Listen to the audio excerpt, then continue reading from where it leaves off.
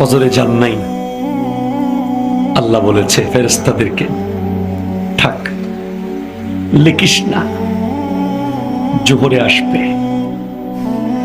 আমার বান্দা তো। আল্লাহ পানি বন্ধ করে দেব? না না না, আমার বান্দা। খানা বন্ধ করে দেব? না না না, আমার বান্দা। আমি না গাফফার, আমি আল্লাহ না ক্ষমাকারী। আল্লাহ দোষগুলো দুনিয়াকে দেখাই দেব? না না না, আমি সাত্তার। রহমতের চাদর দিয়ে ঢেকে রেখেছেন। আপনি জান নাই, আপনাকে হাইয়া আলা সালাহ বলার পর আবার হাইয়া আলাল ফালাহ বলেছেন। হাইয়া আলা সালাহ বললে হতো, ফালাহ কেন বললো? আরে তোর লাভের জন্য আয়।